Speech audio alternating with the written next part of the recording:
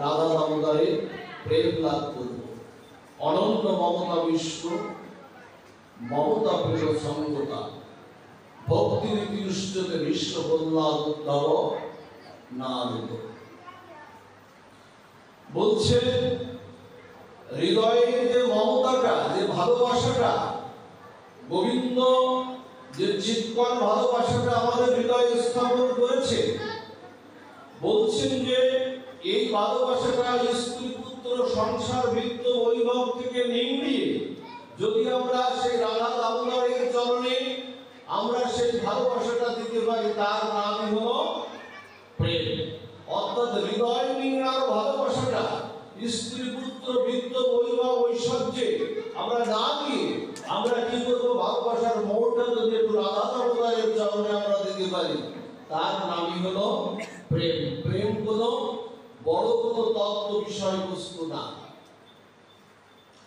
কৃষ্ণ তত্ত্ববস্তু, খেয়াল দিন কথাগুলো, ভাগবতে একটু বোঝা যায়।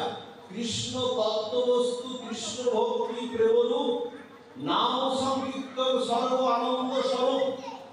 অর্থাৎ জগতের তত্ত্ববস্তু হলো কৃষ্ণ, আর সেই কৃষ্ণতে মন অভিনিবেশী হলো আমাদের প্রেম, আমাদের ভালোবাসা। এই জন্য আমাদের সেই ভালোবাসাটা, হৃদয় নিংড়ানো ভালোবাসাটা আমাদের কৃপা করে, আমাদের করুণা করে আমাদের রাধা দামোদরকে আমাদের দিতে হবে। ভালোবাসাটা বিশেষ কোনো বড় বিষয় না। ভগবান আপনার বৃত্ত বৈভব ঐশ্বর্য, আপনার জ্ঞানের দ্বারা পাণ্ডিত্যের দ্বারা তিনি বশ হন না। আপনার পাণ্ডিত্য থাকতে পারে, আপনি জ্ঞানী হতে পারে, আপনার বৃত্ত বৈভব ঐশ্বর্য থাকতে পারে, ভগবান এই তত্ত্বের দ্বারা তিনি বশীভূত হন না। চৈতন্য চরিতামৃত 2 লাইনই আমাদের বলে দিয়েছে যে জ্ঞান কর্ম যোগ ধর্ম নহি কৃষ্ণ বশ। কৃষ্ণ বশ হেতু প্রেম ভক্তি রস। কৃষ্ণ প্রেমের দ্বারা ছাড়া তিনি বশ হন না, তিনি ভক্তির দ্বারা ছাড়া বশ তিনি হন না। আপনি তাকে বশ করতে আপনি পারবেন না। কৃষ্ণ ভাবের কাঙাল, কৃষ্ণ দ্রব্যের কাঙাল নয়, তিনি হলেন ভাবের কাঙাল। এই জন্য ভগবান বললেন, জানো আমি ভক্তের কাছে বশীভূত হয়ে আমি বাৎসল্য প্রেমে আমার ভক্তকে আমি মা বলে ডাকি। মা যশোদাকে মা বলে ডাকিও না, ভগবানের ডাকার কোনো দরকার ছিল? কিন্তু মা যশোদার বাৎসল্য প্রেমে কোথায় সেই বৈকুণ্ঠ থেকে 50 কোটি যোজন উপরে গোলক বৃন্দাবন, সেই বৃন্দাবন থেকে ভগবান এসে বললেন, আমার ভক্তকে আমি মা বলে ডাকি, কারণ আমি অহং ভক্ত পরাধীন, আমি ভক্তের অধীন, আমি অন্য কারোর কাছে আমি অধীন না। আমার ভক্তকে আমি বাবা বলে ডাকি, আমার ভক্তকে বাবা বলে ডাকি। আমি ভক্তের বশে ভক্তিতে আমি কি হই, আমি আমার ভক্তের আমি রথের সারথি হয়ে যাই। আমি কুরুক্ষেত্রের যুদ্ধে আমি অর্জুনের রথের সারথি হয়েছিলাম, আমি ড্রাইভার হয়ে গিয়েছিলাম। আমি অদ্বয় জ্ঞান তত্ত্ব হয়ে, অখণ্ড পরম ব্রহ্ম হয়ে আমি কি করি, আমি আমার ভক্তের চরণ ধৌত করি। ভক্তের চরণ ধৌত করে সেই জল আমি আমার নিজ মস্তকে সিঞ্চন করি। আমি আমার ভক্ত বাৎসল্যে আমি নিজে পরাজয়ের মালা গলায় নিয়ে আমার ভক্তকে আমি জয়ের মালা পরিয়ে দিতে ভালোবাসি।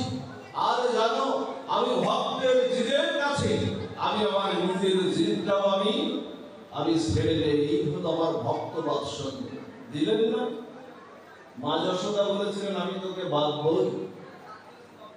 আর গোপাল বলেছিল, মা আমাকে তুমি বাঁধতে পারবে না, কারণ আমি অসীম তত্ত্ব বিভু চৈতন্য বস্তু, যার সীমা দেওয়া যায় না। মহাকাল যৌবদার ভয়ভীত, শিব দুর্গা দেবতা পূজার বাঞ্ছিত, সেই অসীম তত্ত্ব বিভু চৈতন্যকে মা বাধা যায় না। কিন্তু আমি ভক্তের প্রতিজ্ঞার কাছে আমি নিজ লেজ ছেড়ে দিয়ে মা যশোদার 2 টুকরো রজ্জু দিয়ে ভক্ত বাৎসল্যে আমাকে বন্ধন স্বীকার করেছিলেন। এই হলো আমার ভালোবাসা, এই হলো ভক্তি।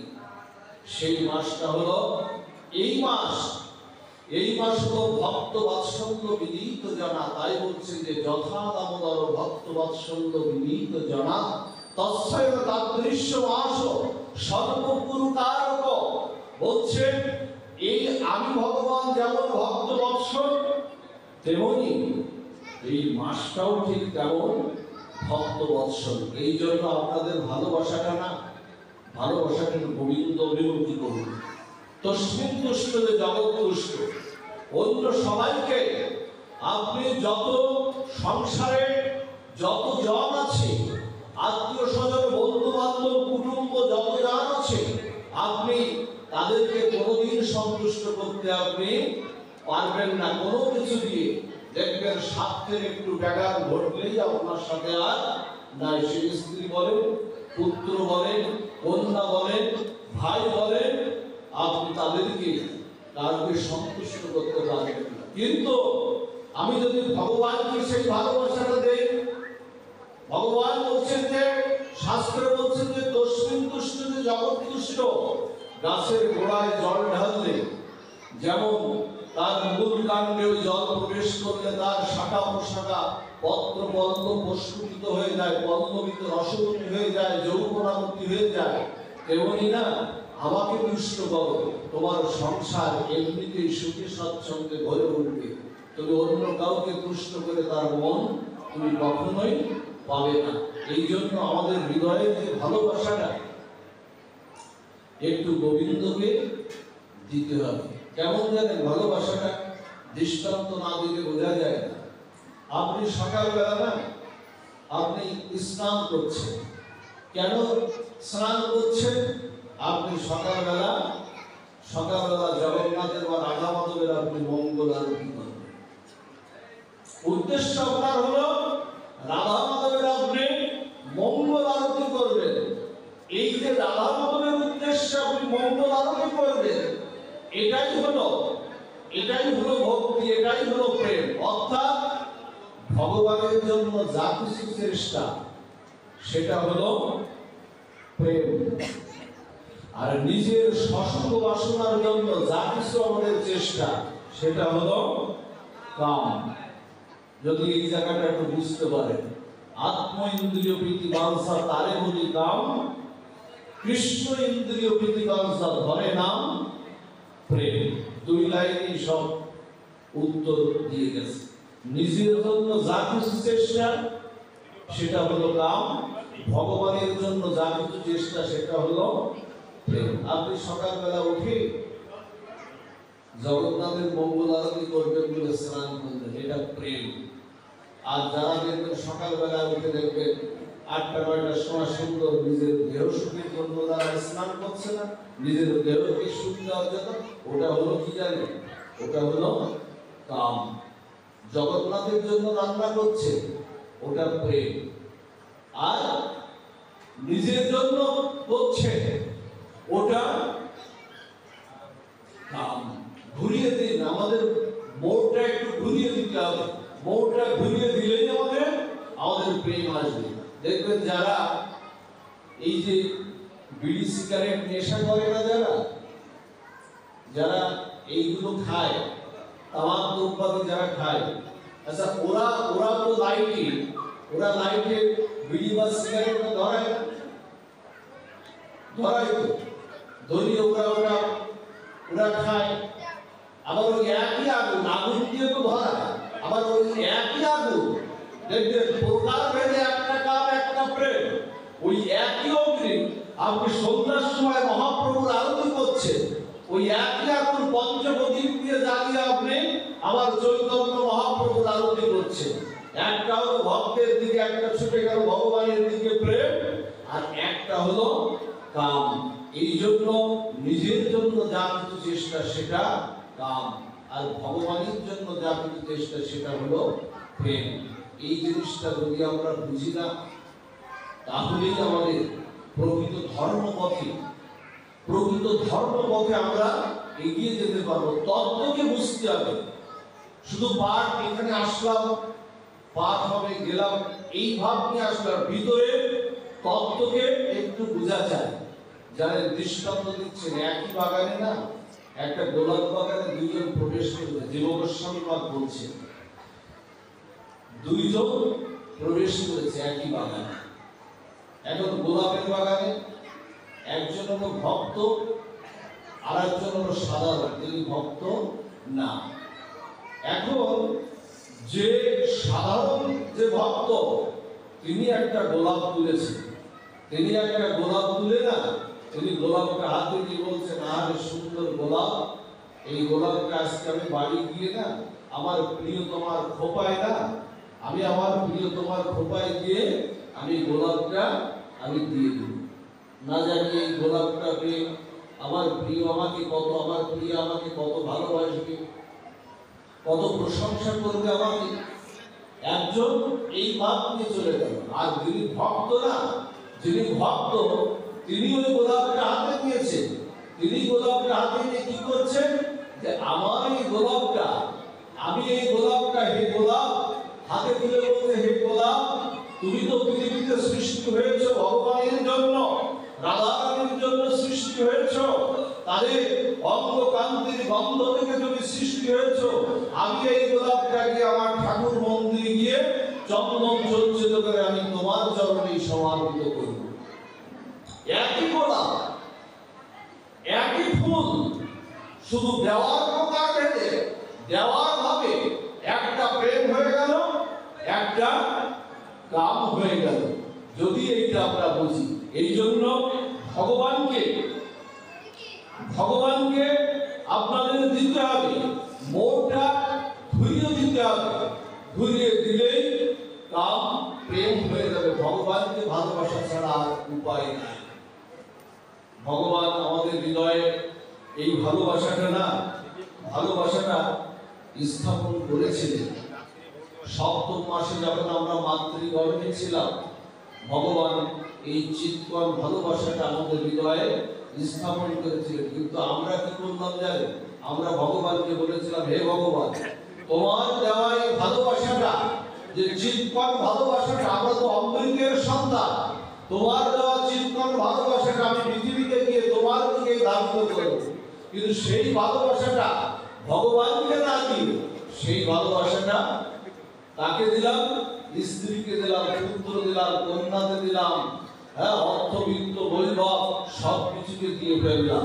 অর্থাৎ সেই ভালোবাসা যেটা ভগবানকে দেওয়ার কথা ছিল, সেই ভালোবাসাটা ভগবানকে দিলাম না। আর কি করতে জানেন? মাঝে মাঝে এই ভালোবাসাটা আমাদের বিদ্রোহ করে। মাঝে মাঝে আমার বস্তু আমাকে দাওনি, আমার বস্তুটা আমাকে দাওনি, মাঝে মাঝে বিদ্রোহ করে। বিদ্রোহ করলে কি হয় জানেন? বিদ্রোহ করলে আমাদের কি হয়? আমাদের রোগ আসে, শোক আসে, দুঃখ আসে, যন্ত্রণা আসে। এই যন্ত্রণা দুঃখ আসে বিদায় আমাদের এই ভালোবাসার এই পরিণতির কারণেই আমাদের এত যন্ত্রণা আসে। এই জন্য যে কথা আমি বলেছিলাম যে আপনারা ভগবানকে ভালোবাসুন। শুধু ভগবানকে ভালো যেমন বাসবেন, তার যে ব্রতাদিগুলো আছে, এই যে রাধা দামোদর আজকে যারা ব্রত করেননি, যারা এবছর ব্রত করেননি, আজকে এই শ্রীমন্দির থেকে এদের সংকল্প করে যান, সংকল্প এখান থেকে করে যান যে আগামী বছর অন্তত পক্ষে পুরো মাসটা না পাই, 1 সপ্তাহ 5 দিন 10 দিন হলো এই ব্রতটি আমরা পালন করব। অন্তত এই ব্রতটিকে সম্মান করব, এই ব্রতটিকে স্বীকার করব, সমর্থন করব। তাই ভগবান বললেন, সদারিন্দ অবরুদ্ধ ভক্ত। ওই যে ভক্ত স্বীকার করলো, ওই যে সমর্থন করলো, অনুমোদন করলো, এই অনুমোদন করার সাথে সাথে ভগবান বললেন, ও হৃদয় আসলে আমি তখন তৎক্ষণাৎ আমি উপস্থিত হয়ে যাই। ওমা 1 মাস উদারলে নিরামিষ খেলে কারো দেহ নষ্ট হয়ে যায় না। ডাক্তার যদি বলে তোমার লিভারের সমস্যা হয়েছে, তোমার 2 মাস লিকুইড খাদ্য গ্রহণ করতে হবে। অর্থাৎ তুমি অন্নজন্য শক্ত জিনিস গলাধকরণ করতে পারবে না। ডাক্তারের কথাটা আমি মানব। ডাক্তার 2 মাস আমাকে লিকুইড খাদ্য খেতে বলেছেন, আমি সেটা মানব। কিন্তু ভগবানের কথা, সাধু বৈষ্ণবের কথা আমরা মানি না। এটাই হলো আমাদের সনাতন সমাজের সবচেয়ে বড় ব্যর্থতা। গোবিন্দ তো গীতায় বলেছে, ধর্মকে মানতে হবে। আপনার যত শিক্ষা থাকুক, আপনার যত আপনি জ্ঞানী হন, পাণ্ডিত্য হন, আপনি ডাক্তার হন, ইঞ্জিনিয়ার হন, আর প্রফেসর হন, সনাতন ধর্মকে আপনার মানতেই হবে। যদি আপনি সনাতনী হয়ে যান, সনাতনী হয়ে থাকেন, আপনি সনাতন শব্দটা বাদ দিন আপনার জীবন থেকে, আপনি সনাতন শব্দটা বাদ দিন, দেখবেন আপনাকে আর কেউ দেখছে না, আপনার জীবনের কোনো মূল্য নাই। এই জন্য যুক্ত থাকতে হবে ভগবানের সঙ্গে। ভগবান তো বিভূতি যোগে বলে দিলেন, দশম অধ্যায়ের 10 নম্বর শ্লোকে বললেন যে তেষাং সতত যুক্তানাং ভজতং প্রীতিপূর্বকং দদাং বুদ্ধি যোগং তং যেন মানুপজ্জান্তি। আমার সাথে যুক্ত থাকো, আমার সাথে যুক্ত থাকলেই তোমাদের করুণা, আমার সাথে যুক্ত থাকলেই তোমাদের ঝরে পড়ার সম্ভাবনা নাই। আমি তো গীতায় বলেছি, আমার শরণাগত ভক্তকে আমি কখনো ফেলে দেই না। গীতায় বলেছে যে ক্ষিপ্রম ভবতি ধর্মাত্মা সৎসঙ্গে নিবুদ্ধতি বন্ধু প্রতিজানিহীন ভক্ত প্রণশ্যতি। আমার ভক্তকে কখনো আমি বিপদের মধ্যে পড়তে দেই না, আমি নিজেই আমি তুলে। এটা গীতার কথা, ভগবান গীতায় বলেছে। এই জন্য ধর্মকে সবাই আশ্রয় করুন। আপনি ধর্মকে রক্ষা করুন, ধর্ম আপনাকে রক্ষা করুন। আপনি ভক্তিকে রক্ষা করুন, ভক্তি আপনাকে রক্ষা করুন। এজন্য ছেলে মেয়েদের যুক্ত করে দিন। ছেলে মেয়েদের যুক্ত করে দিলে কি হবে? তাদের জীবন চলার পথে সুন্দর হয়ে যাবে। গীতায় ভগবান বললেন যে যশাস্ত্র বিধি মৃৎসূর্য বক্তব্যে কর্মকারত না সসিদ্ধিম বাপ্নতি না সুখম না পরাঙ্গতি। এটা ভগবান বলেছেন গীতায়। অর্থাৎ এর অর্থ হলো কি, যে আমার এই বিধিমার্গের ধর্ম যারা না মানে তারা কি হবে? না সসিদ্ধিম বাপ্নতি, তারা কোনো সিদ্ধি লাভ করতে পারবে না। না সুখম, তারা কোনো সুখ পাবে না। না পরাঙ্গতি, তাদের পরকালে কোনো বধূ তাদের হবে না। এটা গীতার কথা, ভগবানকে মানতে হবে। রাবণ যখন ভূপাতিত হয়েছিল, রাবণের যেদিন অন্তকাল ছিল, রাবণ যখন ভূপাতিত হলো, ভূপাতিত হয়ে মাটির পরে যখন ভূপাতিত হয়ে গেল, লক্ষণ জিজ্ঞাসা করেছিল যে তোমার তো এত সৈন্য, 1 লক্ষ পুত্র, 16 লক্ষ নাতি, কয়েক লক্ষ রাক্ষস সৈন্য, আর সোনার লঙ্কা পরিবেষ্টিত সমুদ্র দিয়ে ঘেরা সোনার লঙ্কা, আর তুমি রথে উঠে যুদ্ধ করেছিলে, আর ভগবান রামচন্দ্র যুদ্ধ করেছিল, মাটিতে দাঁড়িয়ে, আর তোমার তাহলে পতন হলো কেন? রাবণ যে কথাটি বলেছিল, যে বার্তাটা আমাদের সনাতন ধর্মের জন্য রাবণ দিয়ে গেছে, সেই বার্তাটা হলো কি জানো? বলছে রামের চেয়ে আমি সব দিক থেকে শক্তিশালী ছিলাম, কিন্তু আমার পতন হলো কেন জানো? আমার পতনটা হলো এই কারণে যে আমি ভগবান, যে রামচন্দ্র যে ভগবান, এই ভগবানকে আমি স্বীকার করিনি, আমি ভগবানকে স্বীকার করিনি, এই কারণেই আমাদের পতন হলো। এই জন্য ধর্মকে আপনারা যদি আশ্রয় না করেন, আমাদের পতন আমাদের কেউ ঠেকাতে পারবে না। এই জন্য ধর্মকে আশ্রয় করুন। আর সবচেয়ে বলবতী আর সবচেয়ে ফলবতী হলো আজকের এই সাধু সঙ্গ। দেখুন, প্রতিটা অনুষ্ঠানে সাধু সঙ্গের আয়োজন হচ্ছে। এই সাধু সঙ্গে হরিকথা শ্রবণ ছাড়া কলিযুগের প্রেম ভক্তি উপায়ের আর কোনো দ্বিতীয় পন্থা নাই। একমাত্র সাধুগুরু বৈষ্ণব কৃপায়, কলিযুগে মহতের কৃপায় আপনি প্রেম ভক্তি আপনি পেতেই পারেন। এক মুহূর্তকাল যদি সাধু সঙ্গে হরিকথা শ্রবণের সৌভাগ্য হয়, মাত্র 1 মুহূর্তকাল, বলছে অল্প 1 ক্ষণকাল, ভগবান বলছেন যে তব কথামৃতম তত্ত্ব জীবনম গভীরীতম কলমসপহম শ্রবণাং মঙ্গলম শ্রী মদত্ত গোপী বিনো যন্ত্রকে ভরিতা জনা। আর কোন শাস্ত্রে এই কথাটা বলেনি যে শ্রবণ করলেই মঙ্গল। আর পৃথিবীর কোন শাস্ত্র এই কথাটা বলেননি হোক আপনি ভজন করতে পারেননি। জীবনের অনেক সময় কেটে গেছে আপনার সংসারে, স্ত্রী পুত্র বিত্ত বৈভবে অনেক সময় কেটে গেছে, কিন্তু এখানে ভগবান বলছে আমার কথা যদি এক মুহূর্ত কাল যদি সাধুকে কেউ যদি শ্রবণ কীর্তন করে, তাহলে সাধুদের বদলে যে চিৎকার প্রেম ভক্তি আছে, ওই প্রেম ভক্তি কি হবে? আপনার ভিতরে গিয়ে আপনার হৃদয়ে কৃষ্ণকে সঞ্চার করে দেবে। এই হলো সাধু সঙ্গে হরি কথা শ্রবণ। কিন্তু আমাদের হৃদয় তো গোবিন্দমুখী হতে চায় না। আমরা কাম কামনা বাসনায় হৃদয়কে আচ্ছন্ন করে ফেলেছি। এই কারণে আমরা ভগবানকে বসার আমরা জায়গাটা আমরা দিতে পারি নাই। যেখানে ভগবানকে জায়গা দেবো সেখানে কাম আছে, কামনা আছে, বাসনা আছে, লোভ আছে। সেই জায়গাটা কি করেছি আমরা? সেখানে বসিয়ে দিয়েছি। আর বসিয়ে দেওয়াতে গোবিন্দমুখী হতে পারছে না। ও হারিকেনের চিকনিতে যদি কালি পড়ে, ওই কালিটা কি বাইরে প্রস্ফুটিত হতে পারে? আলোটা কি বাইরে প্রস্ফুটিত হতে পারে কালির জন্য? আমাদের হৃদয়ে না অনন্ত সৎ বৃত্তিগুলো, অসৎ বৃত্তিগুলো আমাদের হৃদয়কে ঢেকে রেখেছে। এখন কি করতে হবে? ড্রেনের যে জলটা, খেয়াল দিন, ড্রেনের জলের ধর্মটা কি? ড্রেনের জলের ধর্ম কি? নিম্ন দিকে প্রবাহিত হওয়া নাকি উপর দিকে আসে? ড্রেনের জলের স্বাভাবিক ধর্ম হলো নিম্ন দিকে প্রবাহিত হওয়া। কিন্তু হঠাৎ করে ড্রেনের জলের মধ্যে কিছু আবর্জনা পড়েছে, সেই জায়গাটা আবর্তিত হয়ে কীটগুলো কিলবিল করছে। জলের যে স্বাভাবিক গতি প্রবাহ নিম্ন দিকে প্রবাহিত হওয়া, সেই জায়গাটা অবরুদ্ধ হয়ে গেছে। তাই বলে কি ড্রেনের জলের যে স্বাভাবিক ধর্মটা কি নষ্ট হয়ে গেছে? না, যায়নি তো। আমাদের ভালোবাসাটা গোবিন্দমুখী, এটা নষ্ট হয়ে যায়নি। হঠাৎ করে কি হলো জানেন?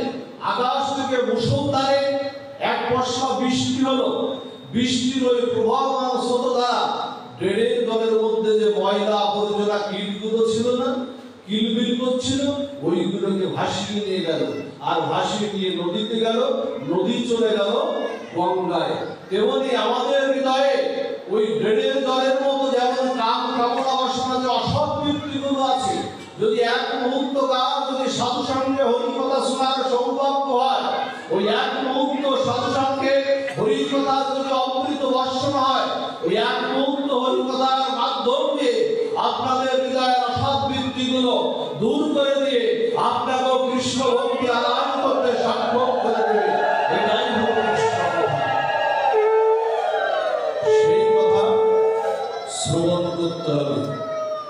আর মহতের হাতটা জড়িয়ে ধরতে হবে, মহতের চরণ জড়িয়ে ধরতে হবে। মহৎ কৃপা বিনা কোনো ভক্তি সিদ্ধি হয় না। মহৎ কৃপা আপনার প্রয়োজন। কেমন জানেন? আমাদের দক্ষিণ ভারতে আমাদের ভগবানের একটি বিগ্রহ আছে, যে বিগ্রহ নাম হলো রঙ্গনাথ বিগ্রহ। আমাদের ভগবানের বিভিন্ন বিগ্রহ আছে না, তার মধ্যে ভগবানের একটি নাম হলো রঙ্গনাথ। এই রঙ্গনাথের সেবা করতেন কে জানেন? এই রঙ্গনাথের সেবা করতেন রামানুজাচার্য। আমাদের চার সম্প্রদায়ের একজন রামানুজাচার্য। এই রামানুজাচার্য উনি সেবা করতেন ভগবানের বিগ্রহ। এখন ওখানে একজন যুবক আসতো, একজন অস্ত্রণ যুবক। সে প্রতিদিন ঘোড়ায় করে প্রতিদিন তার নিজের স্ত্রীকে পিছনে করে নিয়ে না প্রতিদিন এসে না ওই রঙ্গনাথকে দর্শন করে দেবে। শুনুন কথাটা ভালো করে। মহৎ কৃপায় কি হয়? রঙ্গনাথকে দর্শন করবে। আর রামানুজাচার্য দেখে প্রতিদিন ওর স্ত্রীকে নিয়ে প্রতিদিন আসে, এসে প্রণাম করে চলে যায়। ও কি দেখে, কাকে দেখে জানি না, প্রণাম তো করে চলে যায়। একদিন এরকম এসেছে স্ত্রীকে সাথে নিয়ে আসলে না তখন রামানুজাচার্য ডাকছে যে এদিকে এসো, আমার কাছে এসো। তা বলছে কি দেখো? প্রতিদিন কি প্রণাম করতে হবে? ভগবানকে দেখি। বলছে দেখেছো ভগবানকে কখনো? ভগবানের বিগ্রহ দর্শন করো, কিন্তু তার শ্রীমূর্তিকে তুমি তার দর্শন করেছো তো? আর নিজের স্ত্রীকে এই পিছনে পিছনে দিয়ে ঘোরো কেন? নিজের স্ত্রীকে বলছে ও তো অতি সুন্দরী, ওকে আমি খুব ভালোবাসি। মানে নিজের স্ত্রীকে এমন ভালোবাসে, অতি সুন্দরী, তাই ওকে কোথাও আর রেখে আসে না, ওকে সাথে সাথে নিয়ে ঘুরি। তা বলছে শোনো, যে সুন্দরে তুমি পাগল, যে সুন্দরে তুমি পাগলের মতো পাগল করা হয়েছ, তুমি প্রকৃত সুন্দর বস্তু তুমি দেখোনি, তোমার দেখা হয়নি। কারণ কৃষ্ণের মধুর রূপ শুনো সনাতন, যে রূপের এক কোণ ডুবাই ত্রিভুবন, সর্বপ্রাণী করে আকর্ষণ। কৃষ্ণের যে রূপ এক কোণ 14 ভুবনকে ডুবাচ্ছে, আর তুমি যে সুন্দরে তুমি পাগল হয়েছো, তার এক কোণ যদি তুমি দেখতে, তাহলে তুমি আর ওই তার দিকে আর তুমি ধাবিত হতে না। তুমি এসো, আমার সাথে দর্শন করো। জানেন, মহৎ কৃপা না হলে আপনি সারা জীবন যদি গোবিন্দকে দর্শন করেন না, গোবিন্দকে দেখতে আপনি পাবেন না, কৃপা পাবেন না। কলিযুগে মহৎ কৃপা দরকার, তার হাতটা জড়িয়ে ধরার দরকার, তার চরণ জড়িয়ে ধরার দরকার। সে গুরু হোক, সাধু হোক, বৈষ্ণব হোক, তাদের দিকে ধাবিত হওয়ার দরকার। রামানুজাচার্য ওকে নিয়ে বললেন কি জানেন? ওকে নিয়ে রঙ্গনাথকে বললেন, হে প্রভু, হে ঠাকুর, প্রতিদিন তোমাকে দর্শন করে যায়, কি দেখে আমি জানি না। তোমার যে রূপটা, যে রূপের এক কোণ তুমি 14 ভুবনকে তুমি ডুবিয়ে দিয়েছো, তোমার সেই রূপের এক কোণ তুমি তাকে দর্শন করাও। জানেন, ভক্তের আহ্বানে, সাধুর আহ্বানে হঠাৎ করে না ভগবান সেই উজ্জ্বল নীলমণি রূপ ধরে ওই রামানুজাচার্যের আহ্বানে ভক্তের সামনে এক ঝলকের মতো উজ্জ্বল নীলময় সেই জ্যোতির্রূপ প্রকাশিত হয়ে গেল। আর জ্যোতির্রূপের ওই ছটায় ভগবানের ওই রূপের আকর্ষণে কি করলো জানো? আকর্ষণে সম্বিত হারিয়ে ও মাটিতে পড়ে গেল। মাটিতে পড়ে গিয়ে কিছুক্ষণ পরে যখন জ্ঞান ফিরে আসলো, তখন দেখে কি রামানুজাচার্যের কোলে ও বসে আছে। রামানুজাচার্য হাত বোলাচ্ছিল গায়ে, রামানুজাচার্যের চরণে পতিত হয়ে পড়ছেন, আর একবার দেখাও না প্রভু, আর একবার ওই রূপের সাথে আর একবার দেখাও না। এই জন্য প্রকৃত দেখা আমাদের হয় না। প্রকৃত দেখা হবে যদি আমরা সাধু বৈষ্ণবের চরণ ধরতে পারি, সব গুরুদেব আশ্রয় করে আমরা যদি তার চরণ ধরতে পারি। ভগবান সব জায়গায় বিরাজিত, সর্বখলিদম, বেদে বলছে না, সর্বখলিদান ব্রহ্ম। আবার চৈতন্য চরিতামৃতে বলছে, যাহা যাহা নেত্র পড়ে তাহা তাহা কৃষ্ণের স্তুতি। আপনি যেখানে যাবেন সেখানেই ভগবান নাই কোথায়? একটা কুকুরের মধ্যে ভগবানের পরমাত্মা স্বরূপ, চিৎকার স্বরূপ রয়েছে প্রত্যেকটি জায়গায়। কবি তো বলেই দিলেন, আছো অনল অনিলে, চিরনভ নীলে, আছো ভূদর শরীরে গহনে, আছো বিটকিলতায় জলদের গায়ে, শশী তারকা কপনে। আমি নয়নে রসন বাঁধিয়া বলি, একাকী বসিব কাঁদিয়া, আমি দেখি নাই কিছু, বুঝি নাই কিছু, দাও হে দেখায়ে বুঝাই, হ্যাঁ, মলিন মর্ম মুছাই। বলেই তো দিলেন, কোথায় যায়? সব জায়গায় ভগবানের। এই জন্য দেখতে হবে তাকে। দেখার মতো মানুষ দেখলেই আপনার প্রেম হবে, দেখলেই আপনার ভক্তি হবে। দেখার বাসনাটা তো আপনাদের চাই। সেই বাসনাটা, হৃদয়ে আশাটা, ব্যাকুলতাটা, উৎকণ্ঠাটা, এই ব্যাকুলতা উৎকণ্ঠাটা একটু জাগিয়ে রাখতে হবে। জানেন, আমরা একটু ব্রজলীলার মধ্যে প্রবেশ করি। ভগবান যখন গোকুলে আবির্ভূত হয়েছে, ভগবান কৃষ্ণচন্দ্র কংসের কারাগারে প্রথমে আবির্ভূত হলেন। দেবকী হৃদয়ের ভাগ্যাকাশে শঙ্খচক্র গদা পদ্মধারী নারায়ণ আবির্ভূত হলেন। আজকে কিন্তু সেই ভগবান 4 মাস শয়নে ছিলেন না, শয়ন একাদশী থেকে 4 মাস তিনি কোথায় শয়নে ছিলেন? ক্ষীরোদসাগরে অনন্ত নাগে তিনি শায়িত ছিলেন। কৃষ্ণ ভক্তিটা কার কাছে ছিল 4 মাস? দেবাদেবের মহাদেবা দেবী পার্বতীর কাছে। ভগবান বলেছিলেন আমি 4 মাসের জন্য আমি বিশ্রামে যাচ্ছি, তোমাদের কাছে কৃষ্ণ ভক্তিটা বৈষ্ণব নামে দাদা শম্ভু দেবাদিদেব মহাদেব, তোমাদের কাছে কৃষ্ণ ভক্তিটা তোমাদের কাছে থাকলো। যদি কোনো জীব কৃষ্ণগত প্রাণ হয়ে গৌরগত প্রাণ হয়ে আর তোমার মতো বৈষ্ণবের কৃপা দ্বারা যারা সমর্থ হয় তাদেরকে তুমি কৃষ্ণ ভক্তিটা দিয়ে দিও, কথা নারায়ণ বলেছে। আজকে ভগবান সন্ধ্যায় আজকে সেখান থেকে বিশ্রাম থেকে তিনি উঠেছেন। 4 মাস শয়ন একাদশীতে তিনি বিশ্রাম করেন, শুয়ে পড়েন, আর উত্থান একাদশীতে তিনি উঠে পড়েন। এই হলে 4 মাস তিনি আজকে উঠেছেন, আবার ভগবান তার স্বরূপে আবার ফিরেছেন। তাই এই ভগবান গোকুলে যখন কংসের কারাগারে যখন আবির্ভূত হয়েছে, তখন শঙ্খচক্র গদা পদ্মধারী বলে আবির্ভূত হয়েছে। দেবকী প্রার্থনা করলেন, দেবকী প্রার্থনা করছেন, হে প্রভু তোমার এই রূপ সংবরণ করো, রূপ সংবরণ করে তুমি দ্বিভুজ শিশু মুরলী শিশুর রূপ ধরো। দেবকীর প্রার্থনায় কি করলেন ভগবান? কি করলেন? দ্বিভুজ আমাদের মতো শিশুর রূপ ধরলেন। তখন দৈববাণী বললেন ভগবান, দেবকী বসুদেব বললেন তোমাকে লুকাই কোথায় লুকিয়ে রাখবো? কংস তো বর্বর কারাগার, বহু শিকল, বহু কপাট, বহু সৈন্য সমন্ত দিয়ে আটকে রেখেছে, কৃপা করে বলো, তুমিই বলো, তুমি না বললে তোমাকে কোথায় আমি লুকিয়ে রাখবো? ভগবান দৈববাণী করলেন, বলছে আমাকে কোলে তোলো। প্রথমে কি বললেন? আমাকে কোলে তোলো। এরপরে বললেন যাও গোকুলে মা যশোদার গৃহে একটা কন্যা সন্তান হয়েছে, ওই কন্যা সন্তানকে এখানে এনে যাও। বসুদেবকে বললেন যাও ওখানে আমাকে রেখে আসো। দেবকী কোলে নেওয়ার সাথে সাথেই না, দেখুন এখান থেকে দর্শন দিচ্ছে সনাতন ধর্মে, দেবকী যেই না কোলে নিলেন না, অন্ধকার প্রকোষ্ঠ কারাগারটা ভগবানের দিব্য অঙ্গজ্যোতিতে আলোয় পরিপূর্ণ হয়ে গেছে। আর কি করলেন? মায়ার সব বন্ধন ছিল, ওই যে শিকল, ওই যে কপাট, ওই যে দরজা, ওই যে প্রহরীরা যারা ছিল সবাই ঘুরিয়ে পড়লো।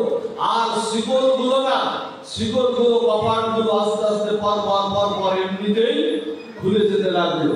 তাই ভগবান বলছেন এখানে, যদি মায়ার বন্ধন থেকে মুক্তি পেতে চাও, তোমরা যদি মায়ার এই বন্ধন থেকে, সংসারের এই মায়ার বন্ধন যা অতিক্রম করা যায় না, আমি গীতায় বলেছি দৈবী হস্য গুণময়ী মম মায়া দূরত্বায়া মানিল যে প্রবাদে মায়ামতাকে দহন দিতে। ওই যে মায়া, যে মায়ায় আবদ্ধ হয়ে আছে, ওই মায়াটা আমার চরণের বহিরঙ্গা শক্তি হলো মায়া। ওই মায়াটা যাবে কি করে? ওই মায়াটা যাবে মামের যে প্রবাদে মায়ামতা তরণ দিতে। ওই মায়াটা যাবে আমার চরণের শরণাগতি দিলে মায়া যাবে। সূর্য উঠলেই যেমন আধার দূরীভূত হয়ে যায়, কৃষ্ণ চরণের শরণ নিলেই মায়াটা দূরীভূত হয়ে যায়। দেবকীকে দিয়ে বললেন, ওই দেবকীর মতো কৃষ্ণকে কোলে তুলে নাও, আমাকে কোলে তুলে নাও, তাহলে মায়ার বন্ধন থেকে এমনিতেই তোমরা মুক্ত হয়ে যাবে। দর্শন দিলে খুলে গেল না, সব রেখে আসলেন গোকুলে, রেখে এসে না, গোকুলে ভগবানকে দর্শন করার জন্য না অনেক দেব দেবতা সবাই ওখানে আসছে, কেউ বাদ নাই। আমাদের শনি দেবতাও সেখানে তিনি গিয়ে ভগবানকে দর্শন করার জন্য সেখানে গেলেন। আজকে এসছে কি জানেন, যে কথাটা বলছিলাম, একটু লালসাটা ভগবানকে দর্শন করার জন্য, তাকে পাওয়ার জন্য ভিতরে অন্তত পক্ষে লোভটা যে লোকটা আমাদের আছে না বৃত্ত বৈভাবে ঐশ্বর্য যে লোক আছে ওই লোকটা একটু ঘুরিয়ে আপনি ভগবানকে দিয়ে দিন, লোকটা সাধু সঙ্গে দিয়ে দিন, দেখবেন ওগুলো তো থাকুক কিন্তু মোড়টা একটু ঘুরিয়ে দিন, তাতেই প্রেম হবে। কি বললেন জানেন? ওখানে সবাই এসছেন, ওখানে দেবাদিদেব, ওখানে মহাদেব আসছে, ভগবান মহাদেব আজকে গোপালকে দর্শন করার জন্য গোকুলে উপস্থিত হয়েছে। ভগবান কিন্তু তার রূপ পরিবর্তন করেন। অনেকে কিন্তু অনেক দেবতা তাদের রূপ পরিবর্তন করে ভগবানকে দর্শন করেছে, কিন্তু দেবাদিদেব কখনো তার রূপটা পরিবর্তন করেন না, কারণ তিনি দর্শন দিচ্ছেন যে একদিনের জন্য রূপ পরিবর্তন করে আর লাভ নাই, স্বল্পই তখন আমাকে পুরো ফিরে আসতে হবে। একদিনের জন্য আমার ওই কালো চেহারাটা মেকআপ দিয়ে পরিবর্তন করে লাভ কি? আবার ধুলেই যখন আবার স্বরূপটা বেরিয়ে যাবে, সুতরাং আমার রূপ পরিবর্তন করে লাভ নেই। এই জন্য তিনি ওই অবস্থায় গেলেন।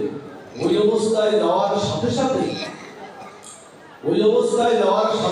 মা যশোদা কি করছেন জানেন? শুনুন বন্ধুরা, মা যশোদা ঘুম পড়াচ্ছে গোপালকে ঘুম পড়াচ্ছেন, দোলনায় দুলিয়ে ঘুম পড়াচ্ছেন। গোপাল ঘুমিয়ে গেছে। হঠাৎ করে শিব ঠাকুর এসে বলছেন কি জানেন? ভিক্ষাং দেহি। শিব ঠাকুর এসে বলছে ভিক্ষা দাও, আমাকে ভিক্ষা দাও। তখন মা যশোদা হঠাৎ করে দরজা একটু আগলা করে দেখি, করে বাবা কৈলাস থেকে মহাদেব এসে গেছে, শিব ঠাকুর এসে গেছে, গলায় সর্প, বাঘের ছাল পরা, সেই ছালটাও আবার একটা সর্প দিয়ে পেঁচানো, মাথায় চন্দন, আবার গঙ্গা ত্রিনয়নে অগ্নি, আর ওই সর্প একেবারে ফোঁস করছে। মা যশোদা নিজেই ভয় পেয়েছে, আর বলছে কি তাড়াতাড়ি দরজাটা দিয়ে গোপাল যেন দর্শন না করতে পারে। এখন ভিক্ষা যাচ্ছে, ভিক্ষাম নেই, দেবাদিদেব মহাদেব ভিক্ষা যাচ্ছে। তখন মা যশোদা কি করেছে জানেন? ঘরের থেকে কিছু অর্ঘ এনে না, আর কিছু অল্প কিছু সোনা এনে দেবাদিদেব মহাদেবকে দিচ্ছে।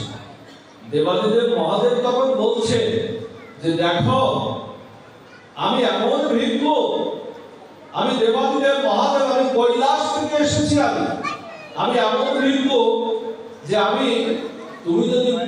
তুমি যদি তোমার সন্তানকে কোলে না নিয়ে আমায় ভিক্ষা দাও, আমি ওই ভিক্ষা গ্রহণ আমি করি না। তা বলছে মা যশোদা বলছে না, তোমাকে দেখানো যাবে না, আমার সন্তান দেখলেই তোমাকে ভয় পাবে। মা যশোদা মনে মনে ভাবছে ভয় পাবে না, দেখানো যাবে না। তার মা তখন বলছে তাহলে আমি ফিরে যাই, গোপাল দর্শন করা হলো না, তাহলে আমি ফিরে যাই। তখন যেই না ফিরে যাচ্ছেন, আবার মা যশোদা ভাবছেন সাধু দুয়ার থেকে এসে ফিরে যাবে, সাধুগুরু দুয়ার থেকে এসে ফিরে যাবে, তাহলে তো আমার গোপালের অকল্যাণ হবে। কি করেছে জানেন? ওদিকে গোপাল কি করেছে? আমরা যেমন ভগবান দর্শন করি, ভগবান ভক্তকে দর্শন করার জন্য যেমন উৎকণ্ঠিত থাকে, ব্যাকুল থাকে, গোপাল কি করেছে? শিব ঠাকুর যেই না ফেরার মতো অবস্থায়, তখন গোপাল কান্নাকাটি শুরু করে দিয়েছে। দুয়ারে ভক্ত দাঁড়িয়ে আমাকে দর্শন করে না করে ফিরে যাচ্ছে, একবারে গোপাল কান্নাকাটি, এমন কান্না কেউ আর থামাতে পারছে না। তাড়াতাড়ি আর কি করে, মা যশোদা একেবারে একটা বসন দিয়ে, একটা কাপড় দিয়ে গোপালকে পুরো ঢেকে, যাতে শিব ঠাকুরকে সাপটা যাতে দর্শন না করে, গোপালকে পুরো ঢেকে না, তখন গোপালকে এই বাম হাতে কোলে নিয়ে আর এক হাতে অর্ঘ দিয়ে, সোনার কিছু অর্ঘ দিয়ে দেবাদিদেব মহাদেবকে দিচ্ছে। আচ্ছা, দেবাদিদেব মহাদেব কি ওই ভিক্ষার কানা, সোনা দানা চাউল বা অন্য কিছু ভিক্ষার কানা? তিনি কোন ধনের কানা? তিনি কৃষ্ণ ধনের কানা। গোপালকে দর্শন করার জন্য তিনি এসেছেন। এখন কি করছেন?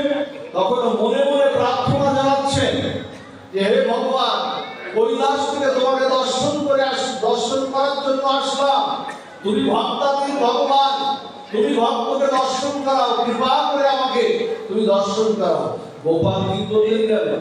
ওই যে কাপড়টা দিয়েছিলেন না, ওই কাপড়টা এক মুহূর্ত কালের মধ্যে এক মুদ্রা হাত দিয়ে না, এমন ভাবে হাত দিয়ে উড়িয়ে দিলেন, বাতাস ছিল না, কিন্তু কাপড়টা এমনিতে উড়ে চলে গেল। ভক্ত আর ভগবানের অপূর্ব দর্শন হলো। হ্যাঁ, ভক্ত আর ভগবানের দর্শন হলো। তখন কি করলেন? কাছে গিয়ে না গোপাল ঝাঁপিয়ে পড়লো মহাদেবের কোলে। গোপাল ঝাঁপিয়ে পড়লো মহাদেবের কোলে। আর মহাদেব কি করলেন? গোপালকে মাথায় নিয়ে, গোপালের চরণ দুখানি মাথায় নিয়ে, হ্যাঁ, মহাদেব নাচছেন। আর মা যশোদা বলছেন, ও মা, আমি তোর ওই ভিক্ষার, আমি ভিক্ষুক না, আমি হলাম কৃষ্ণ ধনের ধনী, আমি ওই ভিক্ষার এই জন্য যে কথাটি আমরা বলি যে সেই ধনে ধনী হতে হবে আমাদের, কৃষ্ণ ধনে ধনী হওয়া যায়।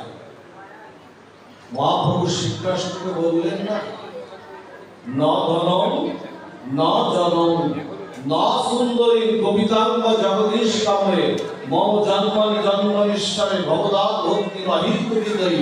বলছে ধন চাই না, জন চাই না, সুন্দরী স্ত্রী চাই না, সালাঙ্কারা কবিতাও চাই না। চৈতন্য মহাপ্রভু বললেন, বলো আমার সাথে, জন্ম জন্মান্তরে তোমার চরণে যেন অহিত প্রেম ভক্তিটা আমি পাই। গোপাল দেখবেন আপনাদের ঘরে ঘরে তাদের গোপাল আছে, হাত বাড়িয়ে দিয়েছেন আপনার সামনে গোপাল। আচ্ছা, গোপালকে লাড্ডু খাওয়ার জন্য, রসগোল্লা এগুলো খাওয়ার জন্য হাত বাড়িয়েছেন গোপাল আপনাদের দিকে? গোপাল হাত বাড়িয়েছেন কেন জানেন? গোপাল হাত বাড়িয়েছে বলছেন যে, আপনি যদি জিজ্ঞাসা করেন, আমরা জিজ্ঞাসা করি তো গোপাল তুমি হাত বাড়িয়েছি কেন?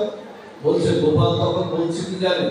যে তোর জন্মান্তরে, জন্ম জন্মান্তরে যত দুঃখ আছে, যন্ত্রণা আছে, প্রারব্ধ অপ্রারব্ধ কর্মফল আছে, ওটা তুই আমার চরণে দিয়ে দে। আমি 16 আনাই বুঝি, আমি অঙ্ক কম বুঝি, আমি শুধু 16 আনা বুঝি। তোর যা যন্ত্রণা আছে তুই আমায় দে, আর আমার কাছ থেকে তুই সেই প্রেম ভক্তি, যে প্রেম ভক্তিটা তুই ওটা 16 আনাই তুই বুঝে নিয়ে আমার চরণে তুই প্রেম ভক্তিটা লাভ কর। বলছেন 16 আনাই দে। এই জন্য সেই প্রেম ভক্তিটা আমাদের চাই। আর কি? আর যেটা আমরা বলি সেটা হচ্ছে ভগবানের নিষ্ঠা থাকতে হবে, গুরুদেবের নিষ্ঠা থাকতে হবে। নিষ্ঠাই আপনার, এই নিষ্ঠাই আপনার, শ্রদ্ধা নিষ্ঠা, এগুলোই আপনাকে একদিন কৃষ্ণ আপনাকে পাইয়ে দেবে। রূপ গোস্বামীপাদের শ্লোকে বলছে না, ভক্তির সমৃদ্ধ সিন্ধু গ্রন্থে বলছে, দেখেন প্রথমে কি বলছে? প্রথমে তোমার শ্রদ্ধা হতে হবে, তোমার ভগবানের শ্রদ্ধা হবে। তারপরে কি বলছে? শ্রদ্ধার পরে তোমার সাধু সঙ্গ আসবে, সাধু সঙ্গের পরে তোমার কি হবে? অনাত্ম নিবৃত্তি হবে। এই সাধু সঙ্গ করলে না হৃদয়ের অনাত্ম নিবৃত্তি হয়ে যায়। অনাত্ম নিবৃত্তি হলে ভজন ক্রিয়া শুরু হবে, ভজন ক্রিয়া শুরু হলে আসক্তি আসবে, আসক্তি থেকে কি আসবে? ভাব আসবে, ভাব থেকে ভক্তি আসবে, ভক্তির থেকে রতি আসবে, রতির থেকে প্রেম সঞ্চারিত হবে। ক্রমটা বুঝেছেন? একটু ক্রমটা বুঝেছেন? বলছে বাবা এত বড় ক্রমে যাবো কি করে? যে ক্রমের কথা তুমি বললে, যে প্রথমে শ্রদ্ধা আসতে হবে, তারপরে সাধু সঙ্গ, সাধু সঙ্গ থেকে অনাত্ম নিবৃত্তি হবে, অনাত্ম নিবৃত্তি থেকে ভজন ক্রিয়া হবে, ভজন ক্রিয়াতে তোমার ভগবানের আসক্তি আসবে, আসক্তির থেকে ভাব আসবে, ভাবের থেকে ভক্তি আসবে, ভক্তির থেকে রতি আসবে, রতির থেকে আসবে ভগবানের প্রেম। এত ক্রম কি করে যাব? এই ক্রমটা আসবে।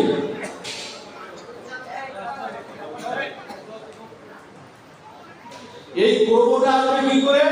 একটা জায়গায় যদি আপনি শ্রদ্ধা আনতে পারেন, আদৌ শ্রদ্ধা মত সাধু সঙ্গ অর্থাৎ আগে শ্রদ্ধা আনুন। শ্রদ্ধা আসলে দেখবেন পর এগুলো ক্রম আপনাকে চৈতন্য মহাপ্রভু আপনাকে করিয়ে দেবে। এই জন্য শ্রদ্ধা চাই, নিষ্ঠা চাই। গুরুদেবের নিষ্ঠা কেমন জানেন? গুরুদেবের নিষ্ঠা স্বরূপ আমাদের দক্ষিণ ভারতে, এই লীলাটি হয়তো আগেও আমরা বলেছি, দক্ষিণ ভারতে এক ভক্ত ছিলেন, তার নাম হলো রামদাস। শুনুন গুরুদেবের নিষ্ঠা হলে কি হয়, সদ্গুরুদেবের নিষ্ঠা হলে কি হয়। তার নাম ছিল রামদাস। এই রামদাস ছিল যে গুরুদেবের শিষ্য, উনি রাম লক্ষ্মণের সেবা করতেন, মা সীতা রাম লক্ষ্মণের সেবা করতেন। যখন এই সেবাটা করতেন না, এই শিষ্যটি ছিল অত্যন্ত হাবাগুমা। খেয়াল করুন না, অপূর্ব লীলা তত্ত্বমাত্র। নিষ্ঠাতে কি হয় সেটা শুনুন। এই রামদাস ছিল হাওয়া নদী। এখন গুরুদেব একদিন কি করেছে জানেন? রামদাসকে রেখে উনি তীর্থ ভ্রমণে উনি যাচ্ছেন। গুরুদেবের চরণে পড়েছে রামদাস, বলছে গুরুদেব আপনি তো চলে যাচ্ছেন, আমাকে কৃপা করে কিছু ভজন দিয়ে যান। এখন রামদাস সভাগুলা কর্ণে মন্ত্র দিলেও তো নিতে পারবে না, ও স্মরণ রাখতে পারবে না। এখন গুরুদেব কি করেছে? গুরুদেব কি করেছে যে ওকে ভগবানের রামচন্দ্র লক্ষ্মণ আর সীতাদেবীর সামনে নিয়ে গেছে। সীতাদেবীর সামনে নিয়ে গিয়ে বলছে শোন, রামচন্দ্র দেখিয়ে বলছে এই তোর বাবা, সীতাকে দেখিয়ে বলছে এই তোর মা, লক্ষ্মণকে দেখিয়ে বলছে এই তোর কাকা, আর হনুমানকে দেখিয়ে বলছে এই তোর ভাই। তুই এদের সেবা করবি, প্রতিদিন মাধুকারি করবি, মাধুকারি করে নিত্য তুলসী পত্র দিয়ে তুই এদেরকে আহ্বান করে তুই নিত্য এই অর্চনা করবি। এই মদত দিয়ে গেল গুরুদেব। গুরুদেব মদত দিল, প্রতিদিন মাধুকারি করে, প্রতিদিন মাধুকারি করে না ওই তুলসী পত্র দিয়ে ওইভাবে, ওর কোনো মন্ত্র টন্ত্র নাই, বলে কি এসো প্রভু খাও, প্রভু এসো তুমি খাও, তুমি গ্রহণ করো, গুরুদেব বলেছিল তুমি খাবে। এখন আমরা যে ভগবানের ভক্তি, ভগবান যেটা গ্রহণ করে, ভগবান গ্রহণ করে, ওটা দৃষ্টির দ্বারা ভগবান গ্রহণ করে। এমনিতে দেখি আমরা ওটা ওখানে পড়ে আছে, কিন্তু ভগবান তার দৃষ্টির দ্বারা ভক্তের ভক্তি অর্ঘটা গ্রহণ করে নেয়। এখন কি হয়েছে? ভগবান আর আসে না, খায় না, গুরুদেব বলেছিল খাবে। এখন ও কি করেছে? ও চিন্তা করছে আমারই মনে হয় ভুল, আমার কোনো অপরাধ আছে যার কারণে আমার বাবা এসে আমার মা এসে খায় না। ও একদিন কি করেছে জানে? সহজ সরল তো ভগবান, কিন্তু সহজ সরলের কাছে ভগবান ধরা দেয়। কপটতা পাণ্ডিত্য থাকলে ভগবান, জ্ঞানের গলায় থাকলে ভগবান তার কাছে ধরা দেন না। এই জন্য চৈতন্য চরিতামৃত বলছে যে গাও গাও গুণ গৌরঙ্গের গুণ সরল করিয়া মনে সরল করে, তোমার কপটতা যেন না থাকে। ও কি করেছে জানেন? ও কি করেছে? একদিন একটা বটি ধরেছে গলায়। গুরুদেবের নিষ্ঠা কি দেখুন, গুরুদেবের বাক্যের প্রতি শ্রদ্ধা কিভাবে থাকা। ও গুরুদেবের শ্রদ্ধার প্রতি খেয়াল রেখে ও কি করেছে? একটা ধারালো বটি ও গলায় ধরেছে। গলায় ধরে বলছে ভগবান, বাবা মা কাকা তোমরা যদি আজকে না খাও তাহলে আমি এই বটি দিয়ে আমার গলাটা আমি ছেদন করে দেব, বটি দিয়ে গলাটা আমি কেটে দেব। তখন সবচেয়ে আনন্দময় বিগ্রহ তো শ্রী গুরুদেবের প্রতিষ্ঠিত করা বিগ্রহ ভগবান রামচন্দ্র বলছে ও সত্যি সত্যি এটা করে বসতে পারে। কথাটা বন্ধ হলো, বলছে ও সত্যি সত্যি এটা করে বসতে পারে। ওরা কি করতে জানে? ভগবান সবচেয়ে আনন্দময় রাজীবলোচন কালুন্য ঘন নব দুর্বাদন সাব প্রভু রামচন্দ্র সীতা আর লক্ষ্মণ বিগ্রহ থেকে বেরিয়ে এসে ওর হাত ধরে বলছে কাটিস না, তোর এই ভোগটা আমরা গ্রহণ করছি, সদ্গুরুদেব থেকে কৃপা করে গেছে, তোর ভোগটা আমি গ্রহণ করছি। এইবার কি করেছে জানেন? প্রতিদিন ওইভাবে ও মাদুকারি করে আনে, আর রাম লক্ষ্মণ সীতা দেবী আর লক্ষ্মণ আর হনুমান এইভাবে প্রতিদিন ভোগটা গ্রহণ করে। যখন এইভাবে ভোগটা নিত্য গ্রহণ করছে, ভগবানের সেবা দিতে দিতে ওর হৃদয়ে হাবানুবাদে ভাবটা, ওর হৃদয়ে বুদ্ধিবৃত্তি উদয় হয়েছে, ওর হৃদয়ে বুদ্ধিটা ওর খুলে গেছে। খুলে গিয়ে ও একদিন বারান্দায় বসে ভাবছে যে সব সংসারের এক নিয়ম আর আমার সংসারের আর এক নিয়ম। তার মানে সব সংসারে বাবা আয় করে, মা রান্না করে, ভাই ও কাকাও সেই হিসাবে আয় করে, আর আমার সংসারে আমি আয় করবো, আমি মাদুকারি করবো, আমি রান্না করে ভোগ লাগাবো, আর ওরা বসে বসে খাবে। ও তখন চিন্তা করছে ওরা আসল দেওয়া যায়। সব সংসারে বাবা আয় করে, মা রান্না করে, আর আমার সংসারে ছেলে আয় করবে, ছেলে মাদুকারি করবে, আর ওরা বসে বসে খাবে। বলছে আজকের থেকে ধর্ম বল, আজকের থেকে এই নিয়ম আর চলতে দেওয়া যাবে না। ও তখন একদিন সকালে চুপচাপ বারান্দায় বসে আছে। বারান্দায় যখন বসে আছে না, ভগবান রামচন্দ্রের সঙ্গে লীলা বিলাস করছেন, তো সদ্গুরুদেবের করুণায় তখন রামচন্দ্র ভগবান বলছে, এই রামদাস, আজকে ভিক্ষায় যাবি না, মাদুকারিতে যাবি না, কখন ভোগ দিবি আর কখন খাবো, কখন গ্রহণ করবি?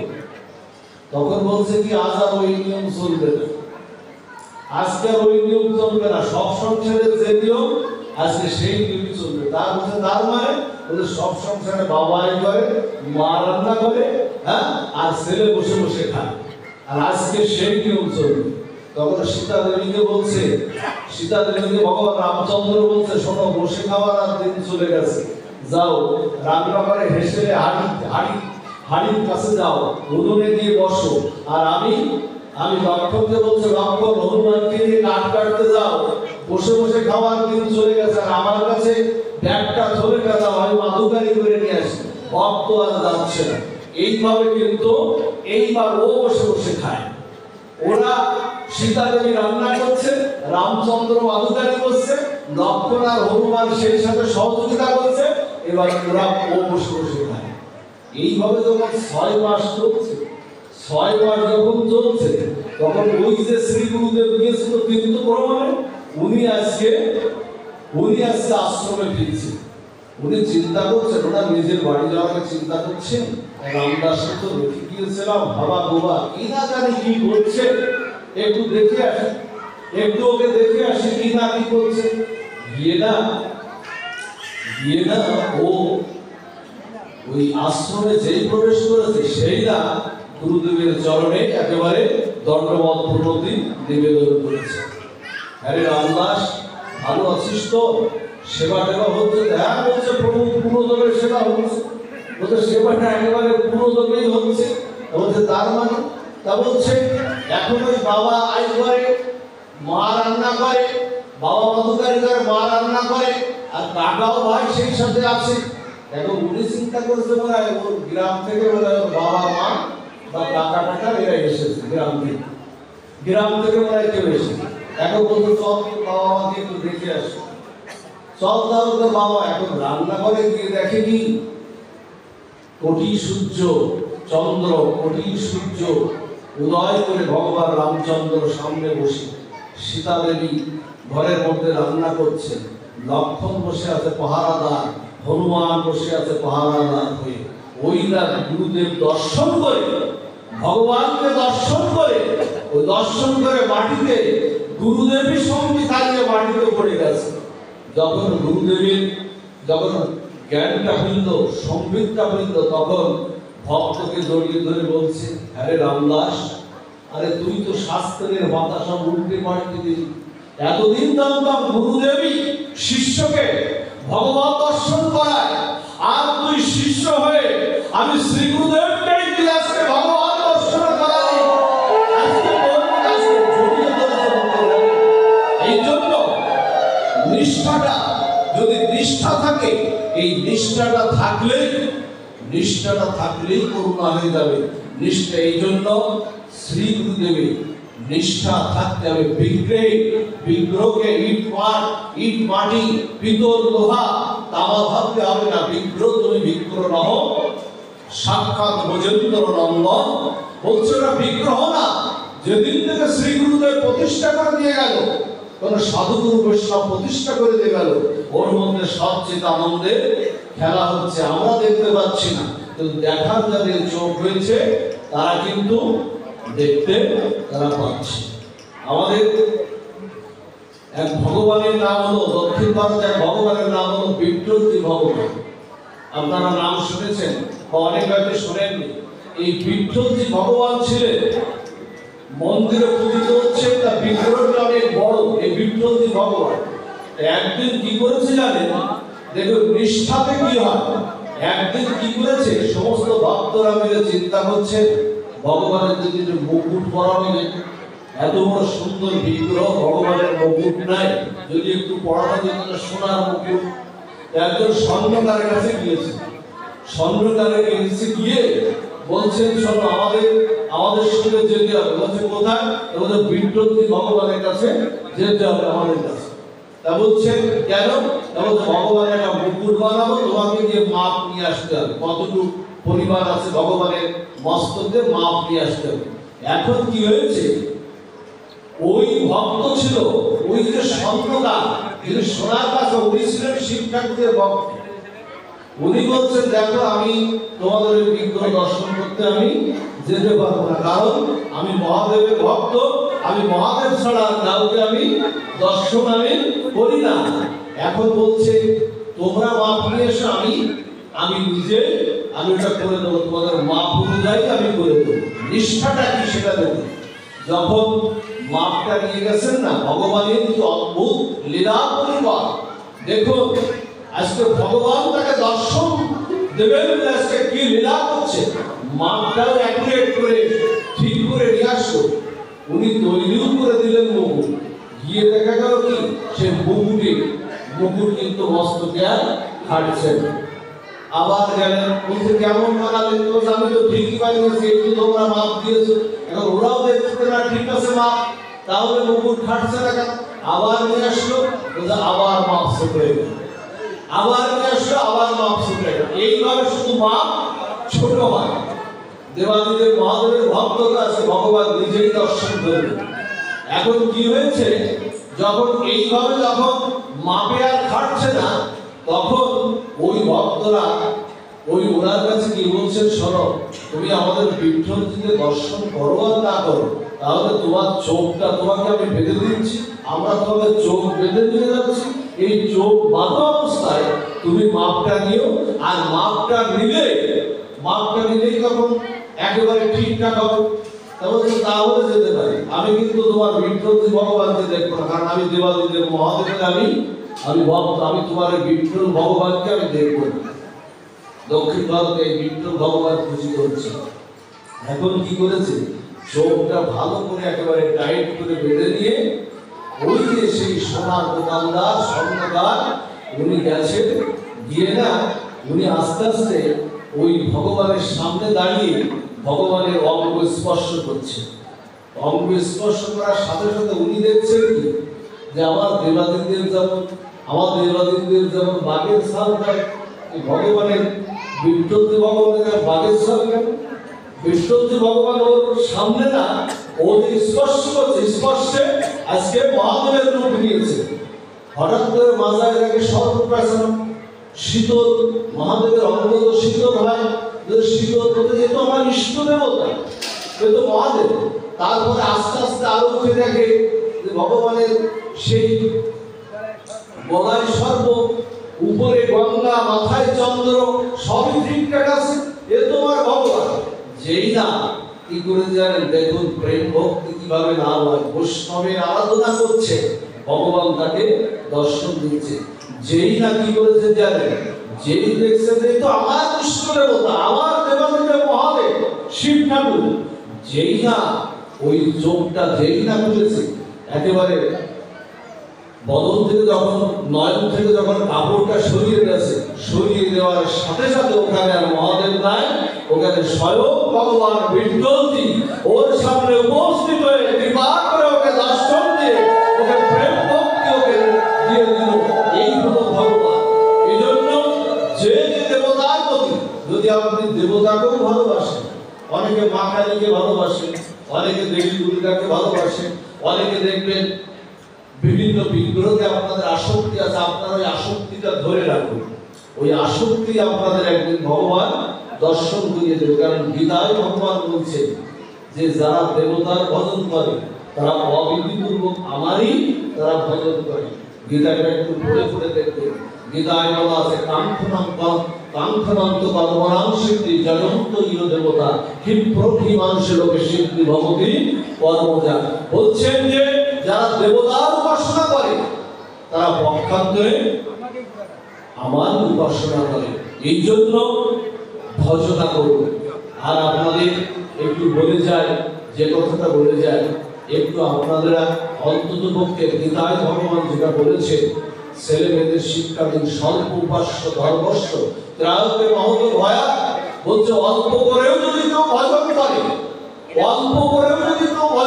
ভগবান বললেন তার মহাভয় থেকে আমি পরিত্রাণ করে দিই। অল্প করে যদি ভজন করে। আজকের এই মাসটা কি জানেন, ভক্ত বৎসল ভগবান রাধা দামোদর বন্ধন হয়েছিলেন মা যশোদার কাছে। মা যশোদার দুই টুকরো দড়ির কাছে, রশির কাছে মা যশোদা বন্ধন স্বীকার করেছিলেন। সেই মাসটা এই মাস, এই মাসে যদি কেউ অল্প করে ভজন করে, বিগত 11 মাসে যদি কেউ ভজন নাও করে, শুনে রাখুন কত বড় কৃপা করুণার কথা। যথা দামোদর ভক্ত বৎসল্য বিদিত জনা তস্মৈ তাদৃশ্য মাস স্বল্প পুরুকার। বলছে এই মাসটা যদি অল্প করেও ভজন করে, বিগত 11 মাস যদি কেউ ভজন নাও করে, আমি কি করি জানো? এই মাসটা অল্প করে ভজন করলে ওই 11 মাসের ভজনটা আমি কানায় কানায় পরিপূর্ণ করে, ওই ভক্তের ভক্তি জীবনকে আমি পরিপুষ্ট করে দিয়ে আমি কানায় কানায় পরিপূর্ণ করব। সেই মাসটা হলো এই মাস। এই মাসটা এই জন্য ভজনা করো। আরেকটি কথা আপনাদের যেটা বলি, সেটা হলো আপনাদের যার যার শ্রী গুরুদেব যে দীক্ষা মন্ত্র আপনাকে দিয়েছেন, সেই দীক্ষা অন্তত পক্ষে গুরুদেব কর্ম দিয়ে না, কর্ম দিয়ে কিন্তু রাধা মাধব যুগলকে আপনার হৃদয়ে বসিয়ে দিয়ে গেছে। অন্তত পক্ষে ত্রিসন্ধ্যা গায়ত্রী জপ যদি নাও করতে পারেন, 2 বার অন্তত পক্ষে এই জপটা আপনারা করুন। যদি হাটে আছেন, ঘাটে আছেন, মাঠে আছেন, হাসপাতালে আছেন, মনে মনেও করা যাবে। মনে মনে ভজন মানে মানুষ ভজন, মনে মনেও করা যাবে। ওখানে মনে মনে আশ্রম করে আপনি দীক্ষা মন্ত্রটা আপনি জপ করতে পারেন। এই জন্য মনে মনে ভজনের সিদ্ধান্ত শাস্ত্রে দেওয়া আছে, কিন্তু হাতে সময় থাকলে ভজনটা নিজ হাতেই করবেন। আর প্রতিদিন একটু ভগবানের সামনে গিয়ে বসবেন। ওই শুধু মায়েদের পূজা অর্চনার ভারটা আপনারা মায়েদের পরে শুধু ছেড়ে দেন, ওই মায়েরা যা করে তাই না, শুধু নিজের ভজনটা নিজে করতে হবে। ভোজন আর ভজন, শুনে রাখুন এই কথাটা, ভোজন আর ভজন এটা কিন্তু যার যার স্বতন্ত্র ব্যক্তিগত, এটা কিন্তু অন্য কারো করায় না। আমি খেলে আপনার খাওয়া হবে না, আমি ভজন করলে আপনার ভজনটা হবে না। এই জন্য ঠাকুরের সামনে গিয়ে একটু মাথাটা নত করে একটা প্রণাম করে বসবে। রবি ঠাকুর তো বলেই দিলেন, আমার মাথা নত করে দাও হে তোমার চরণ ধুলার তলে। বললেন, হে প্রভু আমার মাথা নত করে দাও হে তোমার চরণ ধুলার তলে, আমার সকল অহংকার বুঝাও চোখের জলে। বলছে আমার চোখের জল দিয়ে না, আমার হৃদয়ের অহংকার গ্লানি হিংসা বিদ্বেষ সবকিছু তুমি মুছিয়ে দাও। এই কথা বললেন রবি ঠাকুর। মানব আমরা কথা বলি, রবি ঠাকুরের কথা এখন প্রত্যেকটা ভাগবত আসলে আলোচনার এখন বিষয়বস্তু হয়ে গেছে। এই জন্য কখনো জবটা আপনাদের সঞ্চয়, কিন্তু আন্নিকটা যদি আপনাদের মন্ত্র স্মরণটা যদি প্রত্যাবগায় হয়, তাহলে কিন্তু গুরুদেবের অঙ্গে রোগ ব্যাধি, তার যন্ত্রণা, তার কষ্টটা কিন্তু সেখানে। এই জন্য মনে মনেও করবেন। যদি নাও পারেন যে হাসপাতালে আছি, সেখানে মনে মনে করবেন। সব শেষে যেটা বলি আমরা, সেটা হচ্ছে বৃন্দাবন থেকে। দেখুন মনে মনে কিভাবে ভজন হয়। বৃন্দাবন থেকে না একজন মহারাজ এসছে, মহারাজ এসে একজনকে দীক্ষা দিয়েছে। একজন কৃপণ ভক্তকে বৃন্দাবন থেকে এসে দীক্ষা দিয়েছে। এখন দীক্ষা দিলে শাস্ত্রের এরকম নিয়ম আছে, দীক্ষা যদি আপনি নেন তাহলে কিছু সাধুগুরু বৈষ্ণব ভক্ত ডেকে কিছু সেবা করাতে হয়, সেবাটা করাতে হয়। এখন ও কি করেছে যে ওই সেবা দিতে কৃপণ, তো সেবা দিতে হবে বলে ও গুরুদেবের কাছে আর যায় না। এখন গুরুদেব কি করেছে, বৃন্দাবন থেকে এসে দীক্ষা শিক্ষা যখন সবার শেষ হয়ে যাবে, উনি আবার ওনার আশ্রমে বৃন্দাবনে ফিরে যাবে। এখন ও তো সেই দীক্ষা নিল, ওকে তো কোনো ভজন দিতেও পারলাম না। একজন থেকে সংবাদ দিয়েছে, ওই ভক্তকে, ওই শিষ্যকে একটু ডেকে পাঠাও। শিষ্যের নামটা আমার ঠিক এই মুহূর্তে মনে পড়ছে না। বলছে ওই ভক্তবান চরিত্রের একটি লীলা, বলছে ওই শিষ্যকে একটু ডেকে পাঠাও। এখন একজনকে দিয়ে পাঠিয়েছে, বলছে তোমার আদেশ হয়েছে গুরুদেবের চরণে যাওয়া। মনে মনে কিভাবে হয়, আদেশ হয়েছে গুরুদেবের চরণে যাওয়া। এখন ও না ভাবছে এইবার সর্বনাশ, এইবার মনে হয় বৈষ্ণব সেবা সাধু সেবা দিতে বলবে, এইবারে আমার পয়সা খরচের একটা সময় এসেছে। ও না একবারে গুরু আদেশ ছিল তাদের, একেবারে কাচু মাচু করে না, ওরা গুরুদেবের চরণে বসে গুরুদেব আদেশ করো, গুরুদেব আদেশ করো। বলছে শোন, তুই বস্ত্রটা একদম মাথাটা নিচু, বলছে তুই মাথাটা তুলে আমার দিকে একটু তাকা, প্রসন্ন দৃষ্টিতে তাকা। শোন, আমি তোর মনের অবস্থাটা বুঝতে পারি। গুরুদেবও কিন্তু অন্তর্যামী, গুরুদেবও কিন্তু ভগবানের অবতার। যদ্যপি দেখো আমার গুরু চৈতন্যের দাস, তবুও তুমি জানিবে সে আমারই প্রকাশ। কথাটা বোঝা গেছে? কত অপূর্ব মার্মিক তত্ত্ব। যদ্যপি দেখো আমার গুরু চৈতন্যের দাস, তথাপি জানিবে তিনি আমারই প্রকাশ। কথা চৈতন্য চৈতন্যকে বলি। এখন বলছে তুই মাথাটা তুলে দাঁড়া, আমি তো কালকে চলে যাব, তোকে তো কোনো ভজন দিতে পারলাম না, মন্ত্র নিয়েই তো চলে গেলি, তোকে একটা ভজন দিয়ে যায়, সেবার একটা ভজন দিয়ে যায়। শোন, আমি যে তোকে ভজন দেবো না, তার জন্য তো পয়সা খরচ হবে।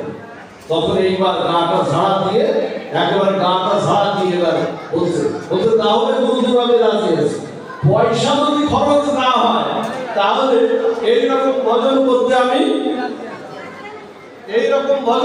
আমি রাজি আছি। একেবারে গাটা দেখবে একেবারে ঝাড়া দিয়ে একেবারে দাঁড়িয়ে গেছে। বলছে গুরুদেব আদেশ করুন। বলতে শোন, কাল থেকে না সকালবেলা মনে মনে স্নান করবে। স্নান তো সরাসরি করতে হবে, মনে মনে স্নান করবে। মনে মনে স্নান করে না, তিলক আন্নিক করে না, গলায় তুলসী মালা নিয়ে মনে মনে ভগবানের যদি রন্ধন করবে। নানান রকম তোর যা যা মন চায়, পঞ্চব্যঞ্জন সহকারে 56 ভোগ 70 ব্রাহ্মণ, তোর যা মন চায় তুই মনে মনে রান্না করবি। তা বলছে গুরুদেব বললাম, হাতেও আমি রাজি। মনে মনে না তুলসী পত্র দিয়ে তুই নিবেদন মন্ত্রদের নিবেদনটাও করবি। তাহলে গুরুদেব রাজি আছে। তা বলছে তুই এই ভজনটা তুই করতে থাক। এখন গুরুদেব এই ভজনকে চলে গেলে না, তখন ও প্রতিদিন ও যা যা মন চায় মনে মনে রান্না করে, পয়সা খরচের কোনো বিষয়। এখন ও যা যা মন চায় ও একেবারে পুষ্পান্ন, পরমান্ন, কত কিছু রান্না করে, প্রতিদিন রান্না করছে। এখন ও একদিন কি করতে জানেন, একদিন চিন্তা করছে ভগবানকে প্রতিদিন একরকম দিই, আজকে ভগবানকে একটু পরমান্ন ভোগ দেব। ভগবানের প্রিয় ভোগ কোনটা? জগন্নাথের প্রিয় ভোগ কোনটা? পরমান্ন ভোগ না। এখন এই পরমান্ন ভোগ ও কি করেছে জানেন, মনে মনে বাজার থেকে দুধ নিয়ে আসছে, মনে মনে গোবিন্দ ভোগ চাল নিয়ে আসছে, মনে মনে মিশ্রি কিশমিশ তেজপাতা যা কিছু লাগে পরমান্ন রান্নার জন্য সব মনে মনে নিয়ে আসছে। মনে মনে বড় এক গামলা, বড় এক পাত্রে, একেবারে খরচ তো হচ্ছে না, বড় করে রান্না করছে। বলছে বড় করে রান্না করে ও মনে মনে মনের ক্ষীর, মনের পাক ও দিয়ে কি করেছে, তুলসী পত্র দিয়ে নিবেদন করতে যাবে। আর পরিমাণে তো অনেক, মনে মনে রান্না করেছে তো অনেক, তুলসী পত্র দিয়ে যে নিবেদন করতে যাবে ওদের মানসাত্মটা বেড়ে যাচ্ছে, মানসাত্মটা বেড়ে যাচ্ছে। বেড়ে গিয়ে ও ভাবছে যে গোবিন্দকে এতটা সবটা একবারে দিয়ে দেবো, এর থেকে কিছু রেখে দিলে হতো না। মনে মনে দিচ্ছে, বলছে গোবিন্দকে সব একবারে দিয়ে দেবো, এর থেকে রেখে কিছু দিলে হতো না। কৃপণের যা স্বভাব, সব কিছুকে একটু বাঁচানোর চিন্তা, দেখবে কৃপণ নাকি সব কিছুকে একটু বাঁচানোর চিন্তা। গোবিন্দের আর সহ্য হয়নি। ত্রিভঙ্গ মুরারির যে শ্যাম সুন্দর আছে না, সদ্গুরুদেবের করুণা তো ভজন দিয়ে গেছে, গোবিন্দের আর সহ্য হয়নি। ত্রিভঙ্গ মুরারি শ্যাম সুন্দর মুরলীধারী ওর সামনে আবির্ভূত হয়ে গেছে। বলছে এই গুরুদেব তোকে দীক্ষা দিয়ে গেল মনে মনে ভজন করার জন্য, ওরে তার থেকেও তুই রেখে দিচ্ছিস। ওরে আমার ভজনা করলে আমাকে তো সবটুকু দিয়ে ভজনা করতে হয়, রেখে দিয়ে ভজন তো আমার হয় না, সবটুকু দিয়ে আমাকে ভজনা করতে হয়।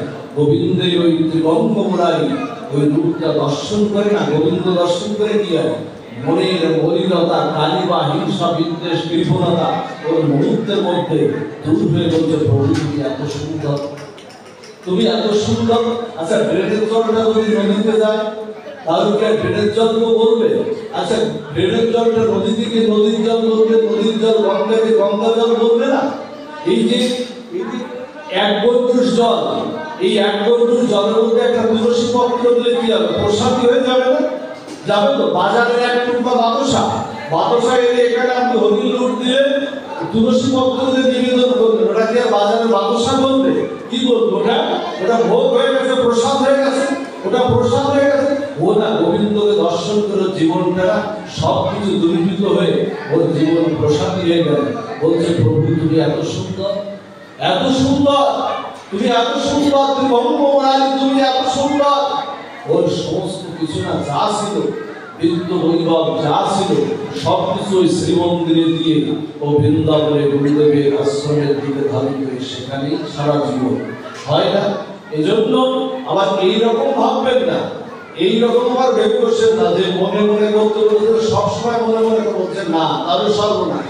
যখন হাতে সময় পাবে, হাতে যখন সময় পাবে, তখন ভজনটা কি করতে হবে? তখন ভজনটা নিজ হাতেই করতে হবে। নিজ হাতেই একটা চন্দন চর্চিত করে তুলসী পত্র দিয়ে নিজ হাতেই ভজনটা করতে হবে। নিজ হাতেই ভজনটা করতে হবে। এই জন্য সেই ভজন করুন, একাদশী ব্রত করুন, আর হরিনাম জপ করুন, তুলসী সেবা করুন। কত কৃপা গোবিন্দ দিয়ে রেখেছে দেখুন। আমার এই দেহটাকে মধ্যে আত্মা দিয়ে বাঁচিয়ে রেখেছে ভগবান বিগ্রহ রূপে আমাদের সামনে, ভগবান নাম রূপে আমাদের সামনে। দুটো একাদশী ব্রত আমাদের পড়ে মাসে, যদিও দামোদর মাসে 3টা আমাদের ব্রত পড়েছে, দুটো একাদশী ব্রত আমাদের সামনে।